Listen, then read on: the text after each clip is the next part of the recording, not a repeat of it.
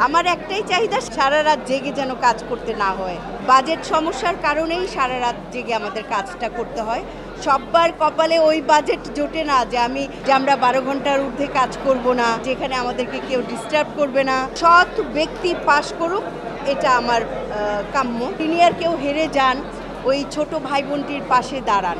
একেবারেই যে কথাটা সত্যি, আপনি যে বললেন উৎসব মুখর পরিবেশ, একেবারেই উৎসব মুখর পরিবেশ, মানে প্রাণের মেলা। চারিদিকে শুধু আমার আত্মার সহকর্মীরা আছেন, আমার ডিরেক্টররা আছেন, সাংবাদিক ভাই ও বোনেরা আছেন, মানে সবাইকে এই একটি দিনে একসঙ্গে পেয়েছি। এইটা সত্যি আমার কাছে অনেক আনন্দ হচ্ছে, অনেক আনন্দ। তাদের কাছে আমার আসলে কোনো প্রত্যাশাই নাই, কারণ আমরা এই বাংলাদেশে দরিদ্র একটি দেশে আমরা অনেক কষ্টে কাজ করি। আমাদের চাইলেই আমরা অনেক বিগ প্রডিউসার পাচ্ছি না, চাইলেই সব নির্মাতারা বড় বাজেটের কাজ পাচ্ছেন না চাইলেই। তো এখানে এত নিয়ম কানুন স্থাপন করা কারো পক্ষে সম্ভব না এত সহজে।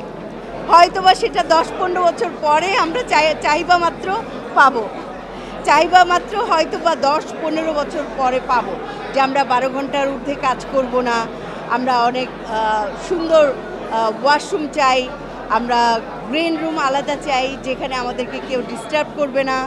তারপর আমরা যেই হাউসটিতে কাজ করি সেই হাউসে আমরা গার্ড চাই, প্রফেশনাল গার্ড চাই, যে কেউ যেন রাস্তা থেকে ঢুকে না পড়ে, কারণ এতে সেলফি তুলুক সমস্যা নেই, কিন্তু অনেক অঘটন ঘটে যেতে পারে, তাই না?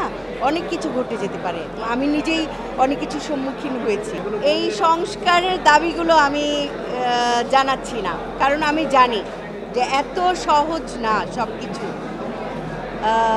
বললাম তো, এই যে আমাদের ইউটিউব চ্যানেল বিরাট একটা প্ল্যাটফর্ম, ঠিক আছে, বিশাল প্ল্যাটফর্মের আমরা অভিনয় শিল্পী, কিন্তু আমরা চাহিবা মাত্র সব কিছু একেবারে জাদু মন্ত্র বলে আমরা পেয়ে যাব,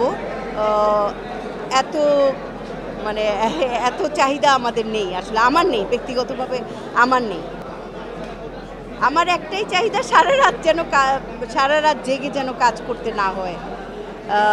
বয়স হয়েছে, সমস্যা হয়, পরের দিন আরেকটা সেটে গিয়ে কাজ করতে হয়। আমি আজকে সারা রাত যেই সেটে ফুল এফোর্ট দিচ্ছি, পরের দিন তো সেই সেটে গিয়ে আমাকে ফুল এফোর্টটা দিতে হবে, এবং আমি টাইম মেনটেন করি। আমি তো পরের দিন ভাই 2টা-3টায় ওই সেটে যাব না, আমি তো পরদিন ওই সেটে 10টা থেকে 10:30টার মধ্যেই যাব।